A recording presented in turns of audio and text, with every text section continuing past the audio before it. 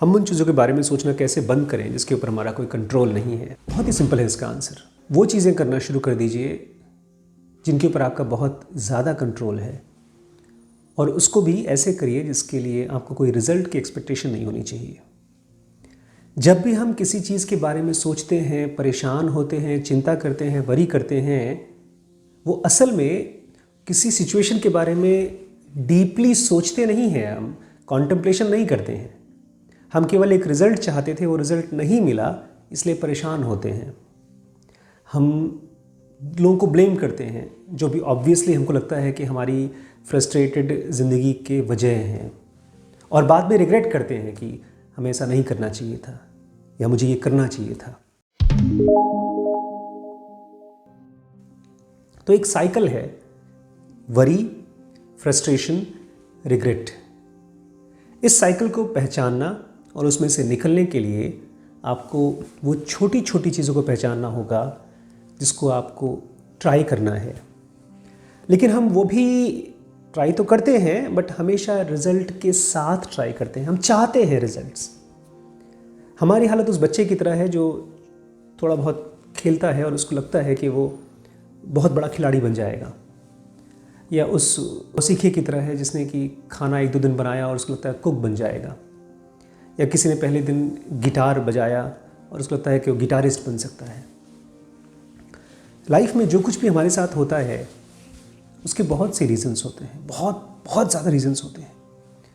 मान लीजिए कोई हमारी सिचुएशन का फ़ायदा उठाता है, तो उस कंडीशन में उस आदमी की एक पास्ट की बहुत स्ट्रॉन्ग कर्मा था। उसने उस सिचुएशन का फ़ायदा इसलिए उठाया बिकॉज समवेयर लाइफ चाहती थी कि वो चीज़ हो। इसके ज़रिए लाइफ हमें भी कुछ सिखा रही है, उसको भी कुछ सिखा रही है। बिना वजह के और बिना लाइफ की परमिशन के कोई चीज़ दुनिया में नहीं होती।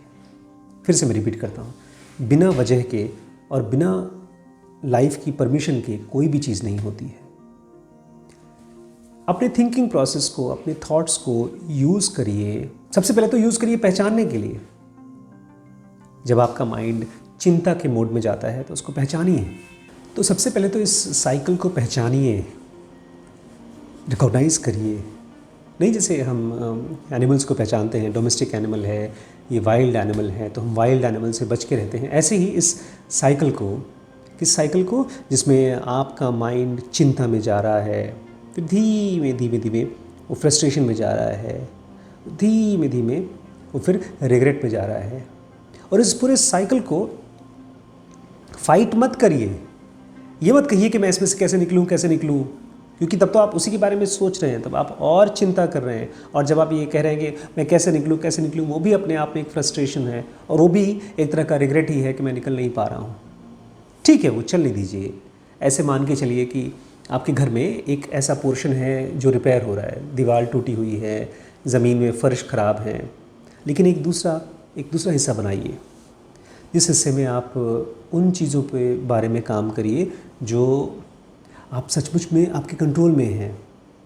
जैसे अगर आप ज़ेनोगा देख रहे हैं, या BDM में आपने ज्वाइन कर रखा है, या WBX आप पढ़ रहे हैं, तो उनकी छोटी छोटी चीज़ों को आप स्टडी करिए, बिकॉज वो आपके हाथ में है। प्रॉब्लम ये हो जाती है कि हम लोगों को लगता है कि ये छोटी छोटी चीज़ें हम पढ़ेंगे, सुनेंगे, लेकिन इसका फ़ायदा क्या होगा। अभी मैं BDM में एक सीरीज़ बना रहा हूँ, इफ़ यू बिलीव। उसमें एक साइंटिस्ट के बारे में पढ़ रहे हैं हम लोग, जिसने कि हार्ट प्रॉब्लम की बहुत अच्छी दवाई बनाई, और बहुत बहुत रेवोल्यूशनरी दवाई थी। पूरी दुनिया में उसने लाखों लोगों की जानें बचाई। लेकिन उस दवाई को खोजने के लिए उसने पहले 2 साल तक तो माइक्रोस्कोप बनाया, उसके बाद अगले 2 साल तक उसने उन बैक्टीरियाज़ को और उन फंगाई को खोजा जिनसे वो दवाई बन सकती है। उसको पता नहीं था कि दवाई कैसे बनेगी, बट वो खोज रहा था। हर रोज़ ऑफिस में आता होगा, माइक्रोस्कोप देखता होगा, हर रोज़ अपने फंगाई की जांच करता होगा, अपनी रीडिंग्स लिखता होगा, फिर घर जाता होगा।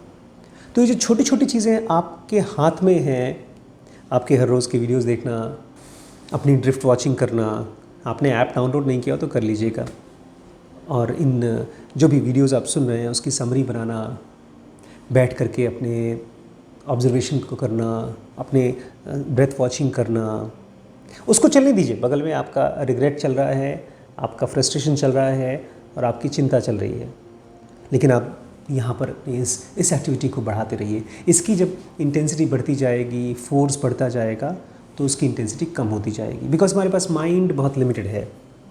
या तो हम उस चीज़ के साथ बिज़ी रह सकते हैं, उस चीज़ को बढ़ा सकते हैं जो हमारे कंट्रोल में है, या वो चीज़ बढ़ती जाएगी जो हमारे कंट्रोल में नहीं है, बिकॉज हम उसके ऊपर कुछ कर नहीं पा रहे हैं। लेकिन फिर भी हम उसके बारे में ही सोच रहे हैं और कुछ और नहीं कर रहे हैं, इसलिए वो कंट्रोल से बाहर होकर के बढ़ जाएगी। तो सीक्रेट यही है कि ये एनिमलिस्टिक प्रोसेस है, ये ऑटोमेटिक प्रोसेस है। इसको हम लोग बिज़नेस की वर्ल्ड में एंट्रोफी बोलते हैं। इवन इस फिज़िकल वर्ल्ड में जहाँ कहीं पर भी कोई चीज़ ख़त्म हो रही है, बूढ़ी हो रही है, डिस्ट्रॉय हो रही है, तो उसको एंट्रोफी बोलते हैं। एंट्रोफी क्या है? जहाँ पर चीज़ें डीके हो रही हैं। तो फ्रस्ट्रेशन, रिग्रेट या चिंता, वरी एक तरह का मेंटल डीके है। पुरानी चीज़ों के ऊपर अपने आप को कंज्यूम करा रहे हैं हम लोग। लेकिन जब आप नई चीज़ के ऊपर अपने माइंड को एक्सपेरिमेंट कराते हैं, कॉन्टेम्पलेशन कराते हैं, पहले तो आप समरी तैयार करिए, अपनी एक वोकैबुलरी तैयार करिए इन नई चीज़ों की जो आप पढ़ रहे हैं, सुन रहे हैं। मैंने पहली बार जब डैनियल kahneman को समझा था BDM के लिए, तब मुझे पता चला कि बायस कितना इम्पॉर्टेंट है। उसके बाद से मुझे अपने ऑफिस के जो बॉसेस हैं उनसे रिलेटेड जो मेरी फ्रस्ट्रेशन हुआ करती थी, बहुत बार हो सकता है मैंने कोई बहुत अच्छा काम किया और मेरे बॉस ने मेरे काम का पूरा का पूरा श्रेय ले लिया, मुझे बड़ा ख़राब लगता था, उस समय फ्रस्ट्रेशन होती थी। लेकिन फिर धीमे धीमे मैंने देखा कि मुझे तरीका नहीं पता है चीज़ों को करने का, और मेरे बहुत से एजम्पशंस थे, बायसेस थे। तो जब मैंने बायसेस को पढ़ना शुरू किया तब मैंने BDM बनाया। फिर तो ये तो छोड़िए कि कोई बॉस मेरी चीज़ का अटेंशन ले ले कहीं और अपना मेरे काम के ऊपर अपना नाम डाल ले, फिर तो मैं खुद का अपना बॉस हो गया। क्योंकि जब आपको अपने माइंड के बारे में जो क्रिएटिव प्रोसेस है दुनिया में, वो जो एक्चुअली डेप्थ की चीज़ें हैं, जब वो चीज़ें समझ में आना शुरू होंगी और आपका माइंड उसमें कंज्यूम होगा, तब आपके लिए प्रॉब्लम्स बहुत छोटी हो जाएंगी। तब आपको बहुत बड़ी बड़ी प्रॉब्लम्स मिलेंगी और वो आप खुद खोज के लाएंगे। ह्यूमैनिटी की प्रॉब्लम्स, ऐसी प्रॉब्लम्स जो सचमुच में सॉल्व हो सकती हैं, ग्रेट प्रॉब्लम्स। बड़ी बड़ी दवाइयाँ खोजना, बड़े बड़े बिजनेसेस के आइडियाज़ के ऊपर काम करना, बड़ी बड़ी प्रॉब्लम्स को लेकर के उनके ऊपर क्रिएटिव सॉल्यूशंस खोजना। आपकी इंडिविजुअल प्रॉब्लम छोटी हो जाएगी, लेकिन उसके लिए आपको हर रोज़ थोड़ा थोड़ा अपनी उस डेप्थ की चीज़ों पर काम करना है। शुरू में वो छोटी लगेंगी, बट बहुत जल्दी इतनी बड़ी हो जाएंगी कि वो सब साइकिल ख़त्म हो जाएगा। कोर्स की जानकारी यहाँ मिलेगी आपको। सब्सक्राइब, लाइक और कमेंट किए बिना मत जाइए। नमस्कार।